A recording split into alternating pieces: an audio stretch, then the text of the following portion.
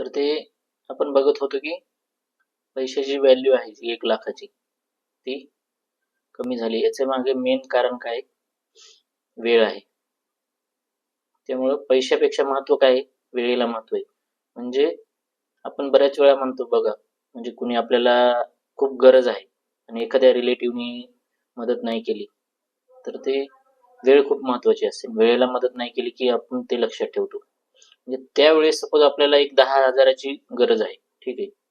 पण त्यावेळेस तुम्हाला जर कोणी मदत केली नाही, नंतर तुम्ही करोडपती झालात, तरी पण ती 10,000 रुपयाची जी आहे ती व्हॅल्यू तुमच्यासाठी काहीच नाही आता. पण ती त्यावेळेस व्हॅल्यू होती आणि त्यावेळेस तुम्ही ते गोष्ट एक लक्षात ठेवता की नाही मला खूप गरज होती. म्हणजे खूप गरजेच्या वेळेस ह्या व्यक्तीने मदत नाही केली पण ह्या व्यक्तीने मदत केली. तुम्ही तो सपोज आता तुम्ही खूप डेव्हलप झालात, तुम्ही खूप करोडपती झालात, खूप पैसा आला तुमच्याकडे. तुम्ही ज्या व्यक्तीने तुम्हाला 10,000ची मदत केली होती त्या व्यक्तीला तुम्ही खूप मानता. म्हणजे का? याचं कारण काय? वेळ महत्वाची मित्रांनो. त्यामुळे पैशापेक्षा जास्त व्हॅल्यू ही वेळेला आहे. तुम्ही जेव्हा वेळेवर काम करता, तुमचा वेळ कुठं जातोय ह्याचं तुमच्याकडे काही गणित नाही. म्हणजे तुम्ही कुठेही या गोष्टी लिहून ठेवत नाही किंवा कुठं टॅली करत नाही, कॅल्क्युलेट नाही करत आहे.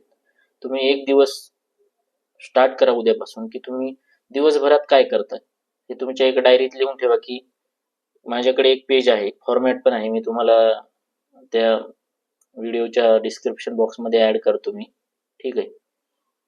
तो जो फॉर्मॅट आहे तो अर्ध्या अर्ध्या तासांचा आहे.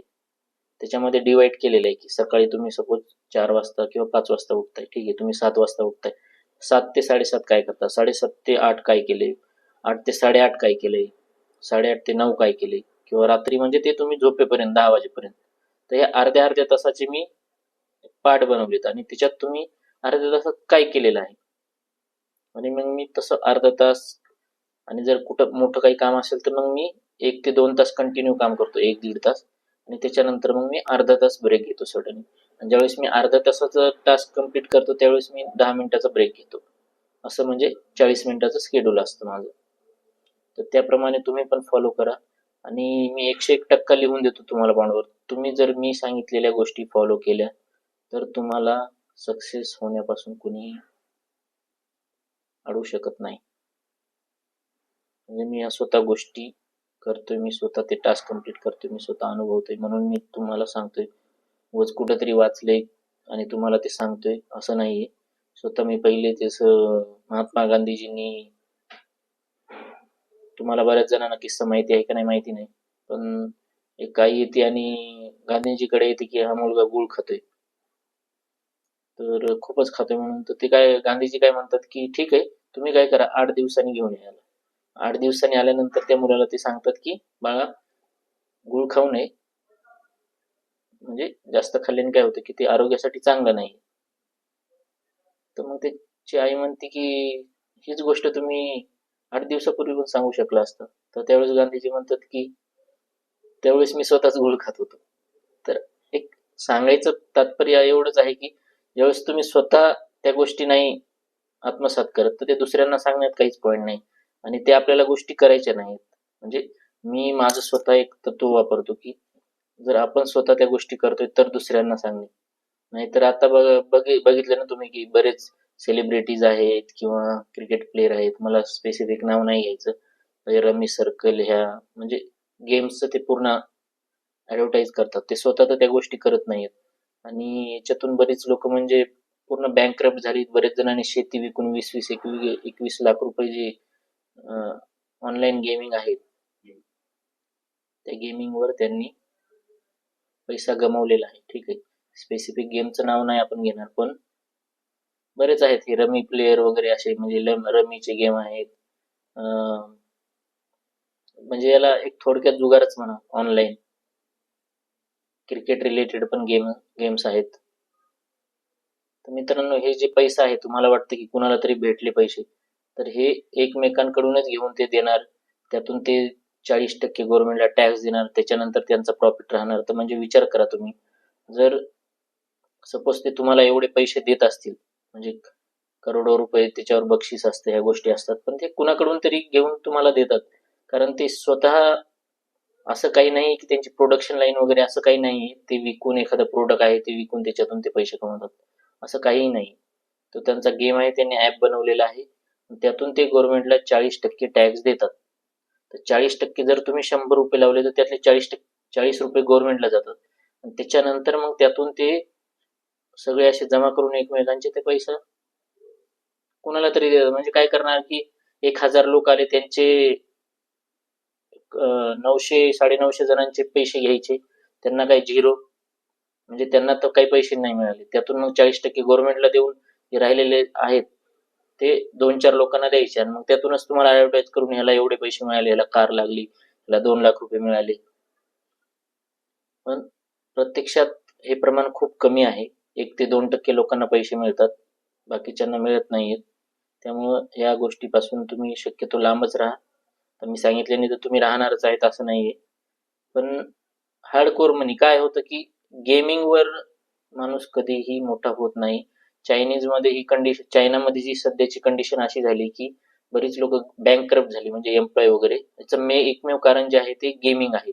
ऑनलाईन गेमिंगमुळे ह्या गोष्टी जास्त वाढल्या आणि लोक बरेच आहेत, म्हणजे त्यांचं EMI भरणं हे ते ह्या गोष्टी त्यांना शक्य नाही होत, घराची EMI. बरीच लोक बँकरप्ट झाली. मी बरेच किस्से ऐकलेत, म्हणजे प्रत्यक्ष ऐकलेत असे की कुणी कुणी तर 4-4 एकर शेती विकून, गावाकडचा कुणीतरी.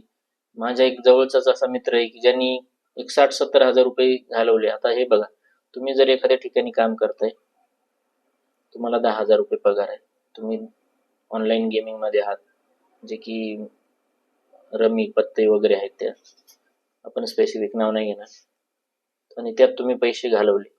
तुम्ही जर 50-60 हजार रुपये, 70-80 हजार घालवले, तुम्हाला पगार आहे 10, म्हणजे तुमचा 8 महिन्याचा पगार गेला. तर विचार करा, जर असे पैसे गेलेत तर तुम्ही कसं, म्हणजे परत तुम्ही कसं बाउन्स बॅक करणार. बरेच लोक मग असे बरेच आहेत की जे ऑनलाईन गेमिंग खेळून कोणाला सांगत नाहीत आणि मग शेवटी आत्महत्या केलेले असे पण किस्से आहेत. तर मला एवढंच सांगायचंय, वेळेला महत्व आहे आणि हार्ड वर्कला काही सबस्टिट्यूट नाही, हे लक्षात ठेवा. हार्ड वर्क करणं गरजेचं आहे. हार्डवर्क केल्याशिवाय तुम्हाला सक्सेस नाही मिळणार. तुम्ही शॉर्टकट लाईफमध्ये जर ट्राय करत असाल की शॉर्टकटमध्ये, तर ते तुम्हाला, हा ठीक आहे, ठराविक गोष्ट वेळेसाठी तुम्हाला असं वाटेल की माझ्याकडे पैसा आला, हे मी ट्रिक वापरून कुणाला तरी गंडून वगैरे पैसा घेतला, कुणाला वेड्यात पैसा घेतला, ह्याची टोपी त्याला, त्याची टोपी त्याला, लोकांना टोप्या घालून पैसे तुम्ही कमवले. ठीक आहे, तुम्ही जरी कमवले तरी पण त्या गोष्टींचा तुम्ही उपभोग जो आहे तो आनंदाने घेऊ शकत नाही. तुम्हाला ते पैसे कुठं ना कुठं घालवावं लागतील. तुम्हाला पण नाही लक्षात येत की हा पैसा जो आलेला आहे तो कुठं गेलाय.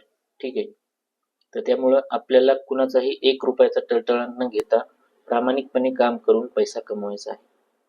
बरेच जण म्हणतील की 2 नंबर केल्याशिवाय आपण वरती जात नाही. तर मी ह्याच्या अगेन्स्ट आहे मित्रांनो.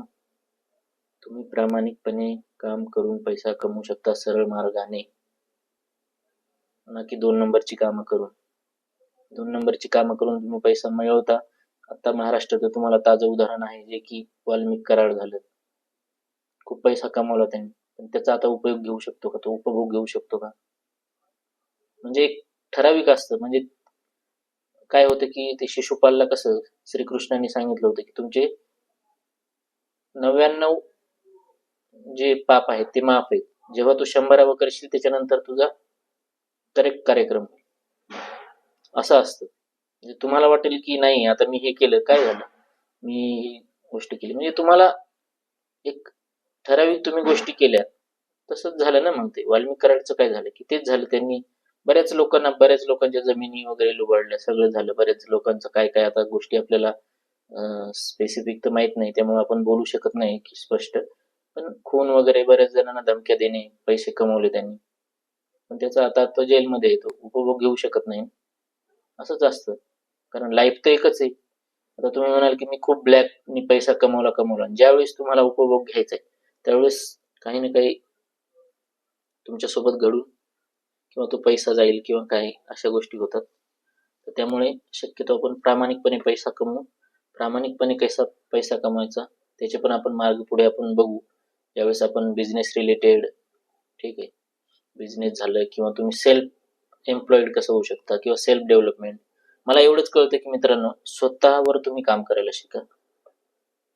कुठलंही काम करत आहे, तुम्ही ऑफिसमध्ये काही काम करता, तर हे ऑफिससाठी करतो किंवा हे नाही, तुम्ही स्वतःसाठी काम करता हे लक्षात घ्या.